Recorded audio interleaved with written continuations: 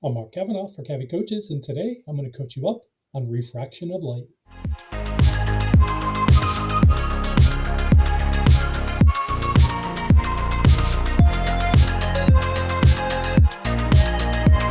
In this video, we're going to talk about refraction of light. This is the second thing that happens when light interacts at a boundary. So we've seen this slide before, so we know that when light reaches a boundary, it can reflect, which we talked about in the previous video. And we also know that it can pass into the new medium, which is called a transmission, or both of these things can happen where some of it transmits and some of it reflects. Now, the last thing that can happen is it can absorb into the medium if the energy level is right. Now, what we're going to talk about in this video is the light that passes into the new medium, the transmission, which is called refraction of light. So refraction of light occurs when we have a light ray going from one medium, such as air, and as it enters into the new medium, it enters at an angle, and it goes into another medium. Let's say that this is water, like a pool, like you're in the pool over the summer. And what happens is that the light, you can see, bends when it goes from the less dense medium of air into the more dense medium of water. And we can see in relationship to the normal line, again, we're going to draw our normal line, which is perpendicular, that the light bends towards the normal. So our incident angle, theta 1, in air is going to be larger than the refracted angle, theta 2, which is in water, because the light bends towards the normal, making a smaller angle in the more dense medium. So why does refraction of light occur at a boundary with respect to the normal? So here's a simulation from PhET Interactive Simulations. This is called bending of light, and the link is there on the slides provided for you. So we have this laser pointer, and we have the laser pointer shining at an angle in respect to the water. And when we turn that on, we can see that part of the light hits the water first. The light on the left side hits the water first, and in a more dense medium, light travels slower. So the light on the left side is going to slow down first, and then eventually the right side slows down, which causes the left side to slow down first, which causes the light overall to bend, and it bends closer to the normal. So that's the reason that light bends, is that the light doesn't hit all at the same time, so the light that hits first slows first. You can see that some of that light also reflects. So this is just like if a car were traveling along a road and there's a mud patch that is laid across the road. As the car travels towards the mud patch on the road, we know that the front of the car on the left side is going to hit first, so it slows first, which causes the whole car to shift. And this is very similar to what happens with the bending of light. There's a car hitting the angle of the mud and the road. Index of refraction is a property that all substances have. And the index of refraction is denoted with a lowercase n, and the index of refraction is just the ratio of the speed of light in a vacuum, which is denoted with a lowercase c. And that value is so important in our universe that it gets its own symbol c. It's 3 times 10 to the 8th meters per second, 3.00 times 10 to the 8th meters per second. Now, the index of refraction is also a ratio of the speed of light in a medium. So the speed of light in a vacuum to the speed of light in a medium, and the speed of light in the medium gets its symbol lowercase v. So that tells us that the index of refraction is just equal to the speed of light in a vacuum divided by the speed of light in a medium, which tells us that the indices of refraction do not have a unit because the units would cancel out.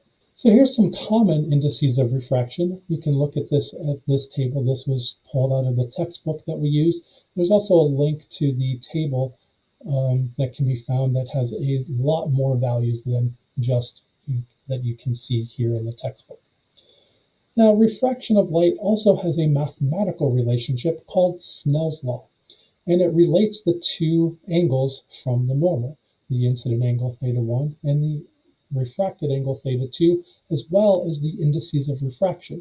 So the index of refraction in the first medium, in this case air, if we take that and we multiply it by sine of the incident angle, that is going to be equal to the index of refraction of the second medium multiplied by sine of the refracted angle, and this equation is known as Snell's law. So n1 sine theta 1, the 1 stand for the first medium, equals n2 sine theta 2, and the 2 stand for the second medium.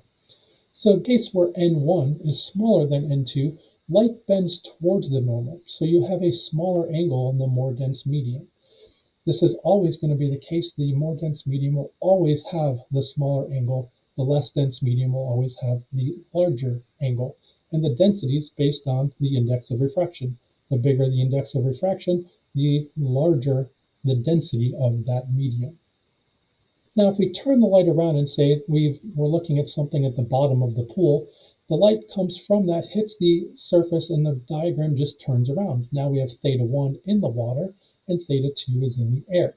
So refraction of light using Snell's law. In this case now, we would use N1 would be the index of refraction of water. So N1 times sine of theta 1, that would be the angle in the water. That's our incident angle now. That's going to equal the index of refraction in air multiplied by sine of the refracted angle, in this case theta 2. N1 now is greater than N2, so that means light is going to bend away from the normal. So just remember that the less dense medium will always have the larger angle. The more dense medium will always have the smaller angle in relationship to the normal. Now we have a situation where N1 being greater than N2, and we have an incident angle that's very large in relationship to the normal. And the value of what's called the critical angle is when light refracts at 90 degrees. So theta 2 is 90 degrees, and theta 1 is known as the critical angle when light refracts at 90 degrees. So n1 sine theta 1 can become n1 sine theta c for critical angle. So sine theta c would be that incident angle that causes light to refract at 90 degrees. So the value of the incident angle, theta 1, in which light refracts at 90 degrees from the normal, that is called the critical angle. So the incident angle is the critical angle that causes light to refract at 90 degrees. This can only happen when N1, in this case water, is greater than N2, which in this case is air. You can't have a larger angle in a more dense medium, so this can only happen when you go from a more dense medium into a less dense medium. Now you can also have a situation of total internal reflection. If theta 1 is greater than the critical angle, then light doesn't transmit into the new medium and refract. What happens is the surface of the water-air interface acts as a mirror, and the light reflects back into the water, so it doesn't escape. So if you're looking at an angle, you would not actually see the object that is emitting this light. In this case, specular reflection happens where theta 1 is equal to theta 2. So the incident angle is equal to the reflected angle off the surface of the water. Looking at an example, we're going to draw a ray diagram and explain why the man where he's standing can only see one fish in the tank, even though there are two fish. So we're going to draw a ray diagram from the top fish. The ray of light coming anywhere on the fish hits the water glass interface, and we know that glass is a more dense medium than water. So when we draw our normal line and we draw our refracted ray going into the glass, it's going to be a smaller angle. It's going to bend a little bit towards the normal. Water's index of refraction is 1.33. Most glass is somewhere around 1.52, so you get a smaller angle. Then you're going to draw a second normal line where the ray of light hits the glass air interface, and it's going to refract and then enter the man's eye. Now, if light from the fish can enter the man's eye, then what that means is that the man can see the fish. So that's what has to happen in order for the man to see the fish, so he can see the top fish. But remember, the question was, draw and explain why he can only see one fish. So we're going to draw a ray diagram from the bottom fish to explain why he can't see that fish.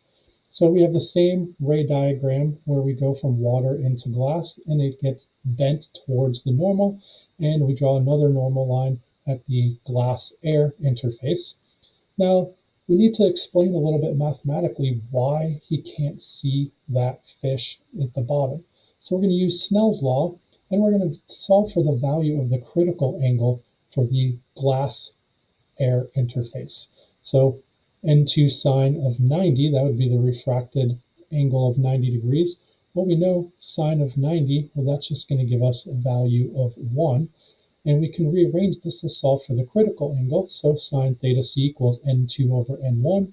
Then we can do the inverse sine of both sides to get theta c is equal to the inverse sine of n2 over n1, n2 being air and n1 being glass. So we can substitute those values in of 1.00 and 1.52 and get an angle of 41 degrees, which means that if this angle with the normal incident between the glass and the air is greater than 41 degrees, which we can explain that yes it is, we're going to have total internal reflection, so that light from that bottom fish isn't going to escape the glass, it's going to reflect back into the glass, which is why the man cannot see the bottom fish. Now there is a place where a person could stand kind of up and to the left of the tank, where they may look into the tank and see three fish. They'll see the top fish, they'll see the bottom fish, and then they'll see a reflection of that bottom fish. If we continued that reflected ray, then it refracts into the water and then refracts into the air, so they'd actually see a reflection of the bottom fish, so they would appear to see three fish. So this is an introduction to refraction of light. I hope this was helpful, and I hope you have a great day and an even better tomorrow. If you found this video helpful, click the like button down below, subscribe to my channel, Cabby Coaches, and follow me on Instagram and X at Cabby Coaches.